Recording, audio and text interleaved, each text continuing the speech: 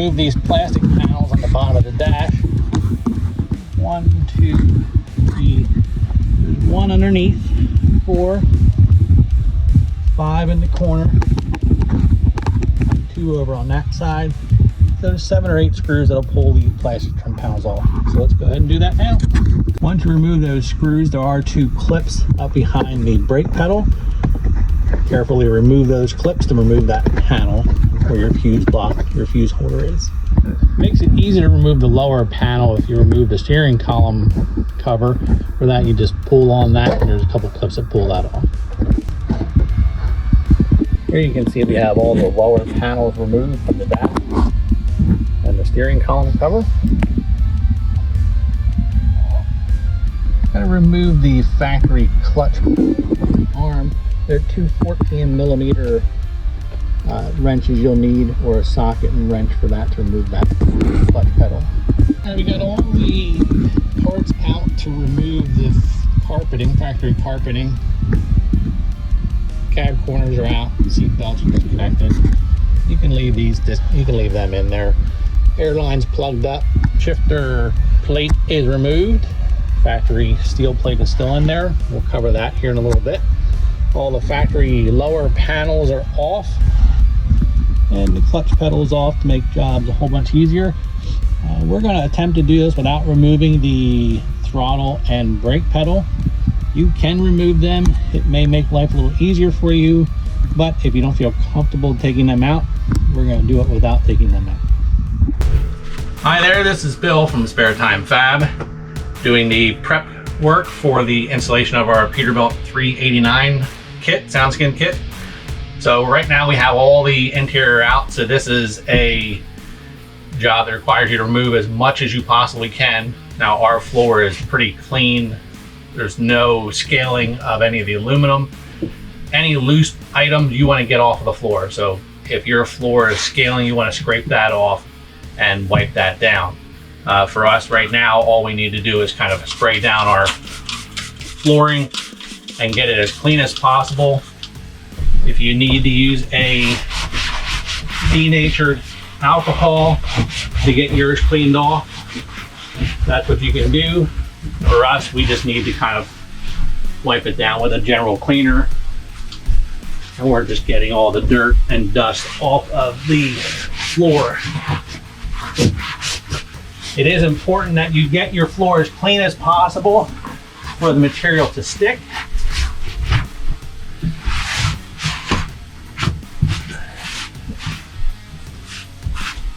And that's pretty much it for the cleaning of the floor. We're just giving the floor a nice wipe down. You want to get that as clean as possible. Use some denatured solvents to clean it up. Make sure this SoundSkins kit sticks as good as possible. Here is the shifter plate cover and the SoundSkins piece that's going to go on top of that. We're going to remove this inner trim ring, pull the shifter boot up so we can get this nice and tight around that. Again, it's number 3 Phillips or a number 2 square head to take that trim ring off. Just get all the screws out and just slide that up out of the way. Once we get that shifter cover off, put our SoundSkins on there and put our shifter boot back down. Now we're doing the installation of the front panel. And then we're going to put the driver's side front panel on.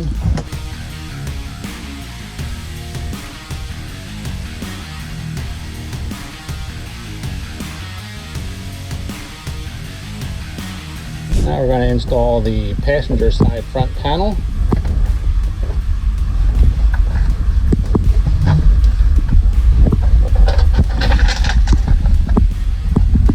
We want to make sure we get it all up underneath there. As much floor as we can covered. Get the air bubbles out, nice firm contact with the floor.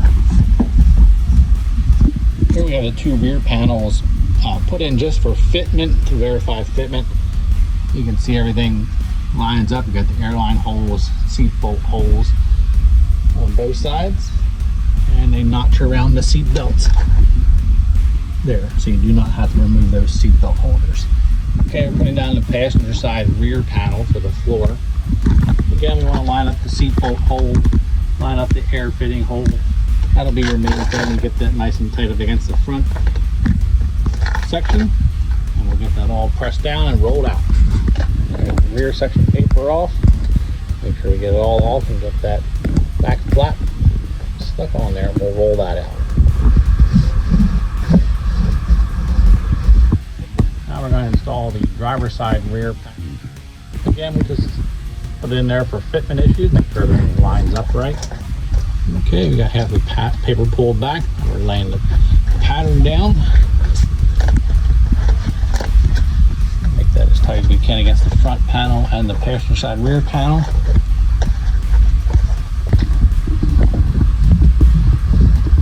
Once the grab handle is removed from the two T30s, pull back the gasket, pull back your boot cover, and you'll see there'll be a couple screws here that you need to take off to take these plastic panels off. So let's go ahead and do that on both sides. Now that both panels are removed, just unplug the speaker and remove the panels on both sides. These are the cab corners on a Peterbilt 389. We'll just pull out the factory padding. Just take notice of where the wires are, what's behind the padding, what's in front of the padding. So we'll pull them out and we'll install the SoundSkins kit. We have the top piece installed. Just get that pressed in there, press everything down, use your roller and roll it nice and tight, and then we'll put the factory foam right back over top of it.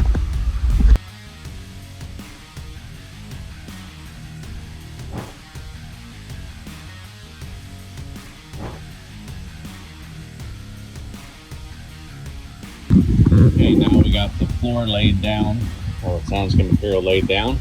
We're going to go ahead and reinstall the carpet and start putting this truck back together. Okay, carpet back in. A little bit of work to get that back in there, but you can see it fits back in there just fine with the SoundSkins material underneath of it. Okay, got all the dash panel back on. Screws in there. Everything's nice and tight in there. And put the door sills on. The shifter platform in. Get our cab corners in. And then get the seats in. And for the seat belt installation and removal, it is a 16 millimeter head on that bolt. Go back in there and we'll get that torqued up. Alright, now the seat belt's on, torqued, the factory specs, all the panels are on, grab handles on. So now let's get the seats installed. Driver seats in position, gonna bolt it down. Make sure you get all your seat belts on, torque the specs, get your airline reconnected for your air seat, and then we'll get the 4 bolts. Hold the seat to the floor. Okay, seat's all bolted down. Just tight. Got the passenger side seat skirt on. Just gotta put the driver's side on, and this truck is done. Hi, this is Bill from Spare Time Fab in Myerstown, Pennsylvania, doing a door panel removal on a 389 Peterbilt for installation of a SoundSkins door panel sound deadening material. Here we have 2 T30 screws. Here, and that door panel comes off. Underneath this panel here, there's 2 T30 bolts there.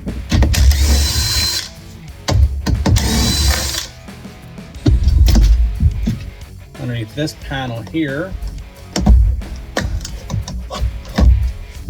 it's going to be a number 3 or a number 3 Phillips or a number 2 square drive. 1 screw there. 1 screw there. It's also underneath, if you have power door locks, power windows, underneath this panel, there's 2 screws under there. Driver's side will be 3 screws.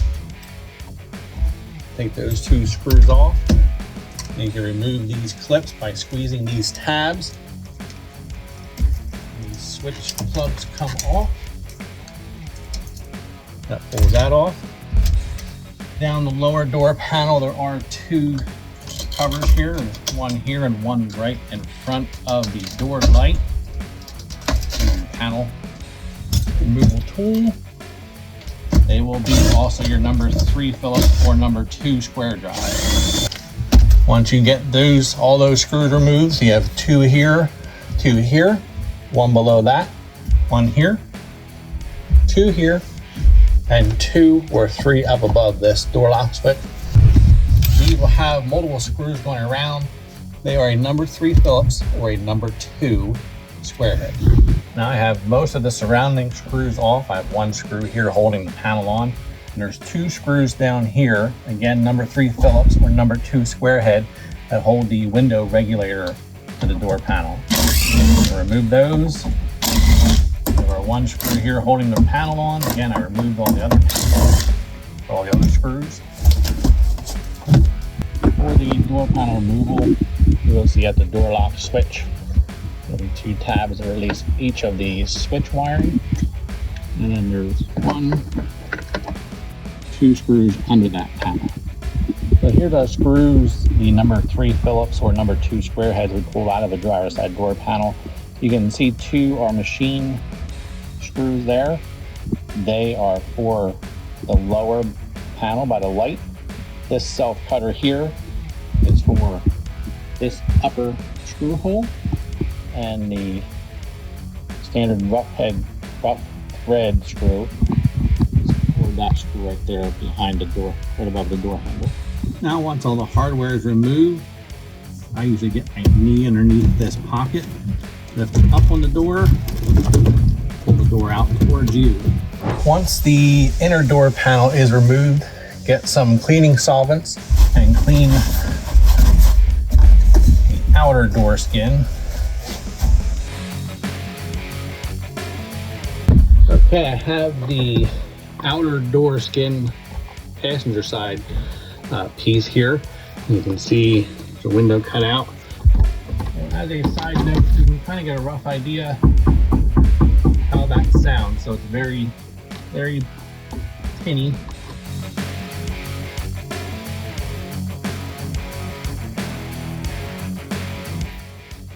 And we have a nice solid door panel. Once we get that SoundSkins material on that outer door panel, we're going to take our roller here. We're going to roll this material on there and take out as many air bubbles as we possibly can. Again, nice solid.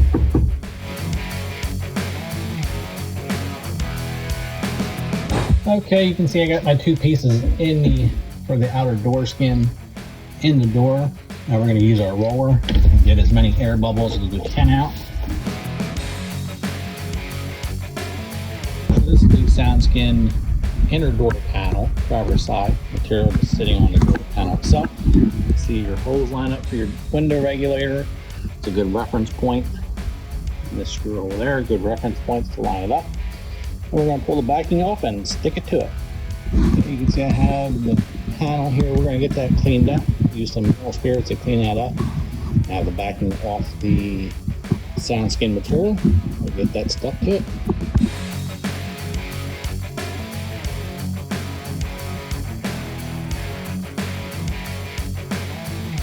Here we have our Peterbilt 389, 386, 388 inner door skin passenger side piece. The panel is just on the panel right now, so you can see the SoundSkins panel just goes over top of that, around that window. You can line up your holes. So that's what we will reference everything by, are these window regulator holes and the door panel cutouts. So let's get it stuck on there. We're going to take the cleaning solvents. We're going to clean this panel up good, get any kind of dust and debris off of it. You want that nice and clean. Okay, got all the paper off the back of the SoundSkins panel. I'm going to stick it right on there.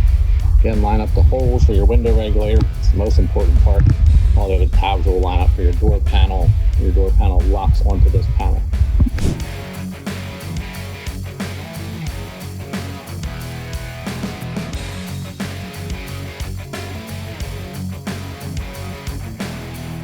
to get one screw in there to hold the door panel on. You want to make it super tight just in case you need to adjust the door.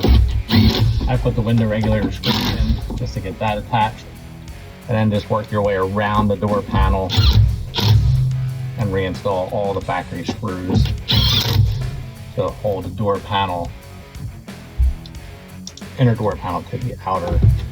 Okay, finishing up installation of the passenger side door. So these are a T30 and these are a T30. Bolts here for them, 2 different size screws. One is probably about 1.25 inches, one's about 1 inch long. So the inch ones go up top here, the longer ones go down below for your grab handle. Also on the door panel, this screw here is a shorter, just regular screw. This upper screw here is a self cutter, and then these two down below by the light and above the light, they are a standard machine screw. So just be aware of that when you go to put that back on. When you put this panel on, it will be harder to get on. I use a dry silicone around this rubber gasket to kind of get it set in, but there are clips down here, here, here, and on the outside door here that will go on and hook down in. So it will make it a little more difficult putting it on, but with a little determination, you can get it on there. The door panel reinstallation. By the panel, let's see those clips are there on. And make sure we get our light hooked up. Now we got the door panel on. We're going to go ahead and reinstall all the factory hardware in the factory locations. And that's showing with all the panels, all the trim pieces on, back to stock. Here's the SoundSkin inner door skin and outer door skin panel installed. You can hear the solid thump. And you have your inner panel, another solid thump. It's going to make this door nice and quiet.